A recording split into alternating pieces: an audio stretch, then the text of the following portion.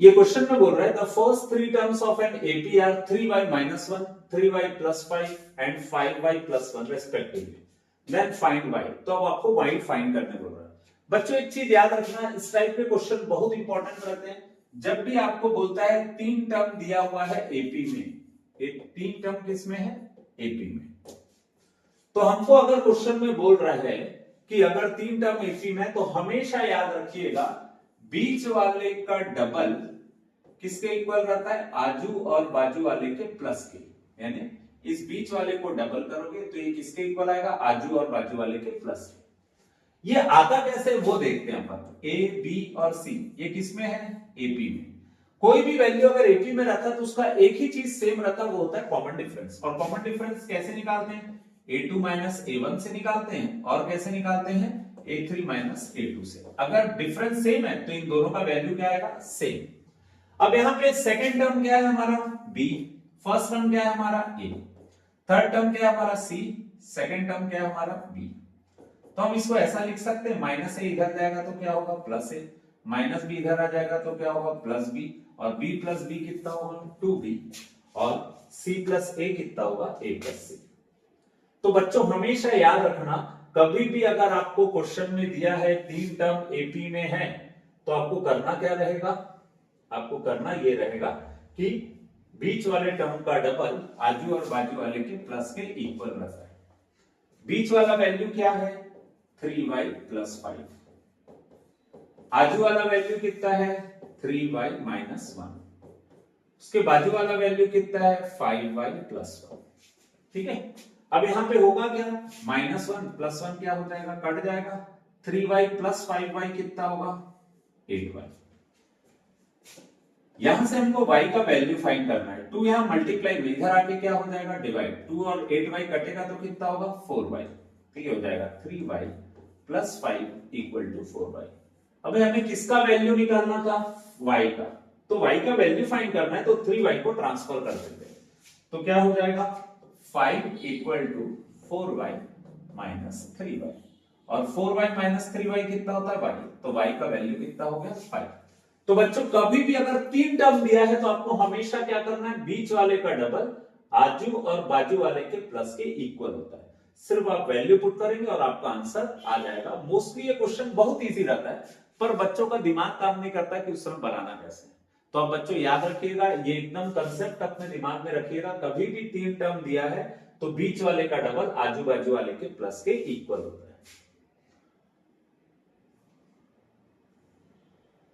देखो सेम ऐसा ही क्वेश्चन है। For what value of k these three terms are the consecutive terms of an AP।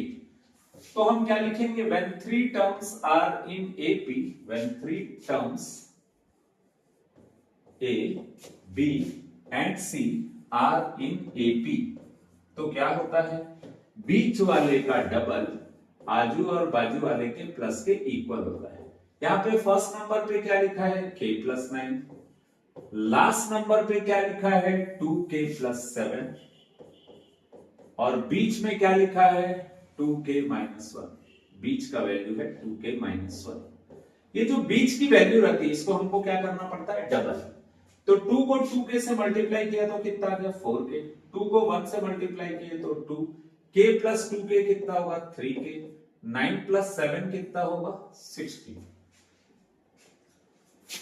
अब यहां पे k है और यहां के हमको k की वैल्यू फाइंड करनी है। ये बड़ा है और ये नंबर छोटा है। हमेशा बच्चों याद रखना, जो छोटा वैल्यू है वो बड़े के पास आ जाएगा।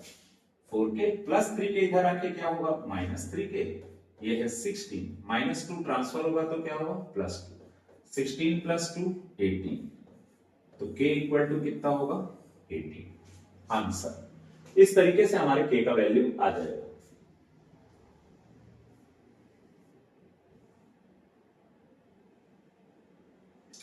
अब जैसे एक सीरीज दिया, एक इक्वेशन दिया हुआ a21 माइनस a7। क्वेश्चन एकदम सिंपल है बच्चों, सिर्फ आपको फॉर्मूला लगाना है और आपका आंसर आ जाएगा। a21 का फॉर्मूला कितना होगा? a plus 20b minus a7 का फॉर्मूला कितना होगा? a plus 6b equal to कितना होगा? 84। इस ब्रैकेट के सामने प्लस है तो ब्रैकेट ओपन करेंगे तो कोई चेंजेस नहीं आएगा। लेकिन बच्चों जिस ब्रैकेट के सामने माइनस रहता है प्लस वाला क्या हो जाएगा माइनस, ये प्लस वाला क्या हो जाएगा माइनस। अब यहां पर प्लस ए माइनस ए के साथ हादसा हो जाएगा, 20d माइनस 6d कितना होगा 14d इक्वल टू कितना होगा 84, d इक्वल टू कितना होगा 84 अपॉन क्या होगा 14, शायद समझ आ गया होगा। अब 14 सिक्सा कितना होगा 84, तो d का वैल्यू आ जाएगा 6। आपको क्वेश्चन में पूछा था what will be the value of d, common difference क्या होगा।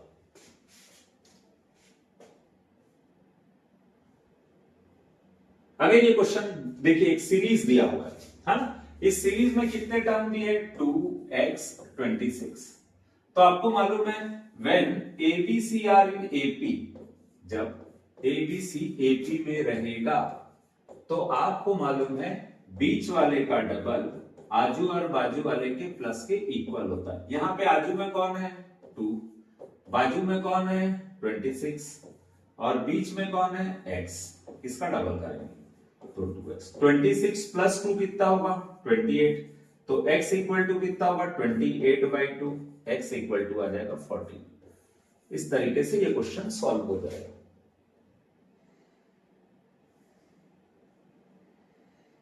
अगेन सेम क्वेश्चन है, देखिए सेम क्वेश्चन है। आपको क्वेश्चन में क्या बोल रहा है, ये फर्स्ट टर्म है, इसमें थोड़ा सा दिमाग लगाना पड़ेगा। यहां पे आपका फर्स्ट टर्म कितना है 18, फर्स्ट टर्म को है ना हम स्मॉल ए नहीं ले लेते, कैपिटल ए लेते। क्यों, क्योंकि यहाँ पे स्मॉल ए कौन सा टर्म है सेकंड टर्म, तो हम उसको नहीं लेते हैं, ठीक। और बी नहीं दिया हमको, हमको -3 दिया, जो जो दिया है ना हम उसी के साथ खेलेंगे। ये फर्स्ट टर्म, ये सेकंड टर्म, ये थर्ड टर्म, ये फोर्थ टर्म, तो हमारा फोर्थ टर्म कितना दिया हुआ है -3। फोर्थ टर्म का फॉर्मूला क्या होता है a + 3d, ठीक है 3d। a का वैल्यू कितना है 18 equal to -3, 3d equal to -3 plus 18 transfer होके कितना हो जाएगा -18, 3d इक्वल टू -3 -18 कितना होगा -21, तो d इक्वल टू कितना आएगा हमारा -21 डिवाइडेड बाई 3, ये आ जाएगा d का वैल्यू -7। अब बच्चों आपको मालूम है कभी भी आपके पास a है और आपके पास d है तो आप कुछ भी निकाल सकते हो। अभी आपका ये स्मॉल a जो है वो कौन सा टर्म है सेकंड टर्म, सेकंड टर्म क्या है आपका स्मॉल a, और सेकंड टर्म का फॉर्मूला होगा आपका a + d। क्या होगा फॉर्मूला a + d। a है आपका 18 और d है आपका -7, 18 में 7 को माइनस करेंगे तो कितना आ जाएगा 11, तो आपका सेकंड टर्म आ गया 11। अब आपको b का वैल्यू निकालना है। ये जो हमारा b दिया हुआ है ये कौन से नंबर का टर्म है थर्ड नंबर का। थर्ड टर्म का फॉर्मूला क्या होगा a + 2d। देखिए बच्चों इसमें एक चीज याद रखिएगा, हमेशा हम फर्स्ट टर्म को स्मॉल a लेते थे, लेकिन यहाँ पे स्मॉल ए क्या दिया हुआ है थर्ड टर्म सेकंड टर्म, इसीलिए हम स्मॉल ए को फर्स्ट टर्म नहीं ले सकते, इसलिए हमने कैपिटल ले लिया है। कॉमन डिफरेंस को हमेशा स्मॉल टी लेते थे, इसको कैपिटल लिया तो मैंने उसको भी कैपिटल ले लिया, उसमें कोई बहुत ज्यादा फर्क नहीं पड़ने वाला। अब यहाँ पर a + 2d इक्वल टू कितना दिया हुआ है b, a का वैल्यू कितना है हमारा 18 + 2, d का वैल्यू कितना है हमारा -7, तो हो जाएगा 18 प्लस माइनस माइनस 2 7 का 14, तो b का वैल्यू आ जाएगा 4। a का वैल्यू कितना है 11, b का वैल्यू कितना है 4। क्वेश्चन को ध्यान दीजिएगा, क्वेश्चन में फाइंड करने बोल रहा है what is a + b, a is 11 b is 4, तो 11 + 4 कितना होगा 15, तो a + b इक्वल टू कितना होगा 15, ये होगा इसका आंसर।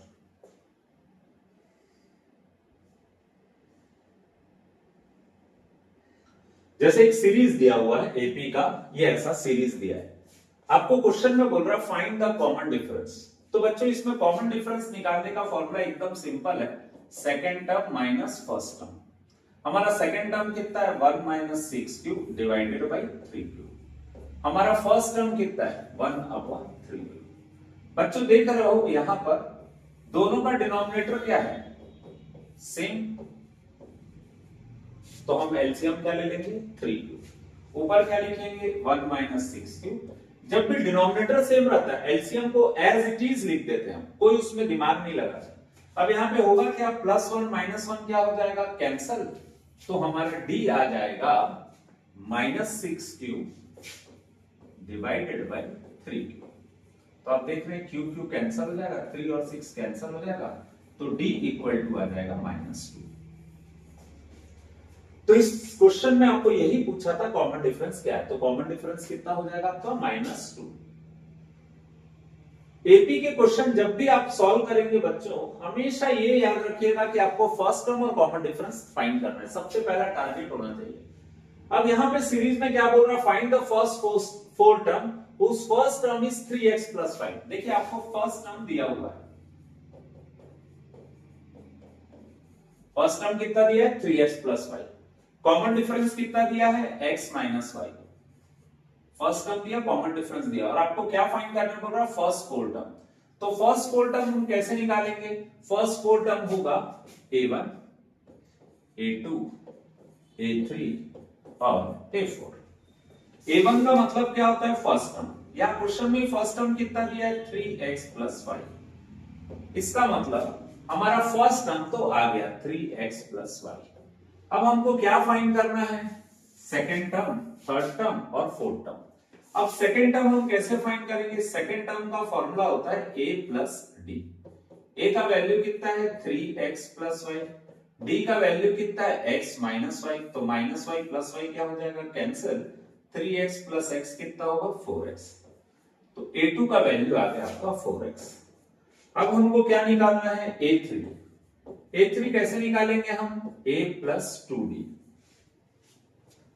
अब यहां पर a का वैल्यू कितना है 3x plus y plus 2, d का वैल्यू कितना है x minus y, तो हो जाएगा 3x plus y। 2 को x से मल्टीप्लाई किए तो 2x, 2 को y से मल्टीप्लाई किए तो 2y। 3x plus 2x कितना होगा 5x, y minus 2y कितना होगा -y। शायद ये समझ आ गया होगा a3 का वैल्यू। अब हमको क्या फाइंड करना है, a3 का वैल्यू कितना है 5x minus y। अब हमको क्या फाइंड करना है a4। a4 हम कैसे निकालेंगे, a plus 3d। a का वैल्यू कितना है 3x plus y, d का वैल्यू कितना है x minus y, तो हो जाएगा 3x plus y। 3 को x से मल्टीप्लाई किए 3x, 3 को y से मल्टीप्लाई किए 3y। 3x plus 3x कितना होगा 6x, y minus 3y कितना होगा -2y, 6x minus 2y। तो इस तरीके से हमारे क्वेश्चंस बनेंगे, ठीक है बच्चों। इसी को बनाने का एक और तरीका है, मैं वो भी बता देता हूं, शायद हो सकता है अगर आपको इजी लग जाए तो। देखो फर्स्ट टर्म क्या होता है जो हमको क्वेश्चन में दिया है 3x plus 5। सेकेंड टर्म क्या होता है, जो फर्स्ट टर्म रहता है उसमें d ऐड कर दो, तो फर्स्ट टर्म क्या है हमारा 3x plus y, उसमें d को हमने ऐड कर दिया, d है हमारा x minus y, plus y minus y cancel हो जाएगा, तो बचेगा 3x plus x, तो ये हो जाएगा 4x। शायद ये स्टेप आप लोग को समझ आ गया होगा। a2 का वैल्यू 4x आया, a1 का वैल्यू 3x plus y आया, ये कोई नया चीज नहीं बना। अब दूसरा तरीका क्या होता है, जैसे a3 निकालने का हम फॉर्मूला पढ़े a plus 2d। बच्चों यही a3 को हम ऐसा भी लिख सकते हैं, देखिए अगर 2d को आप d plus d लिख दें तो कोई फर्क पड़ेगा क्या, बिल्कुल फर्क नहीं पड़ेगा, 2d को आप d plus d लिख सकते हैं। ये जो a plus d है हमारा, ये जो a plus d है, इस a plus d की जगह पे, इस a plus d की जगह पे हम क्या लिख सकते हैं, a2 लिख सकते हैं। इस d plus जगह की, a plus d की जगह पे हम क्या लिख सकते हैं a2।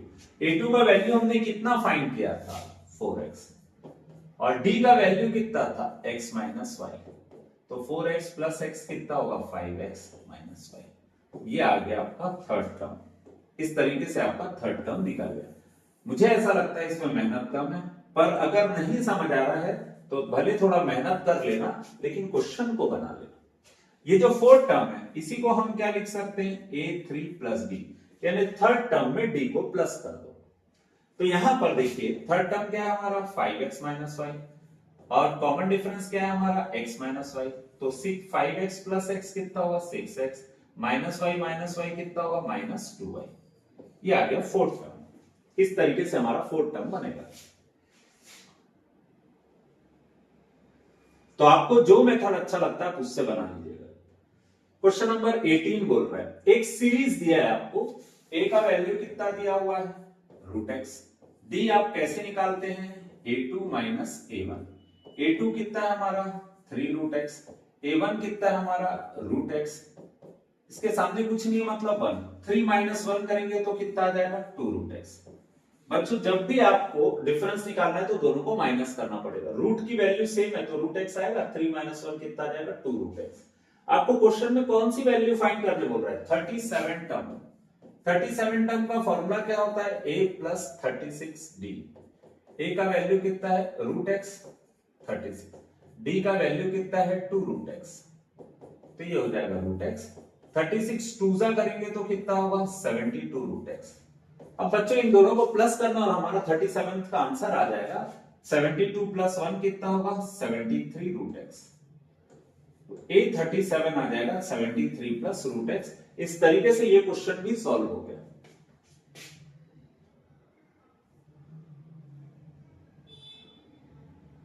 अब जैसे हमको एक सीरीज दिया हुआ है और पूछ रहा है ये 100 इस सीरीज का टर्म है क्या, तो हम पहले क्या करते हैं सीरीज को लिखते हैं 25, 28, 31, ये बढ़ते जा रहा है। रास्ते में कहीं ना कहीं अगर 100 आया मतलब वो ये सीरीज का टर्म है, तो हमें पता नहीं है कि 100 कौन सा टर्म है, तो हम उसको कौन सा टर्म ले लेते हैं, सपोज nth टर्म ले लेते हैं 100 को, और nth टर्म का फॉर्मूला क्या होता है a plus n minus 1d।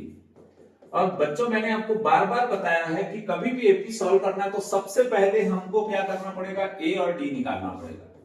a आप इजीली निकाल सकते हो फर्स्ट टर्म, d हम कैसे निकालेंगे second term minus first term, second term क्या है हमारा 28, फर्स्ट टर्म क्या है 25, दोनों को माइनस करेंगे तो क्या आ जाएगा 3, तो इन प्लेस ऑफ a क्या रखेंगे 75, इन प्लेस ऑफ d क्या रखेंगे 3 इक्वल टू 100।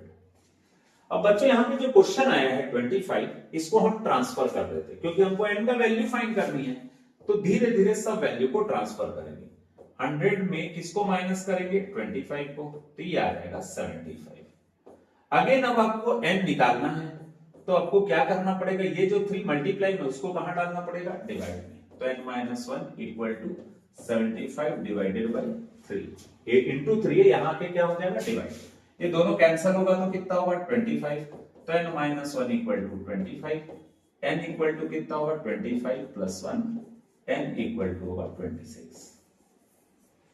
इसका मतलब 100 कौन से नंबर का टर्म है 26th टर्म है। इस तरीके से ये क्वेश्चन बनेगा।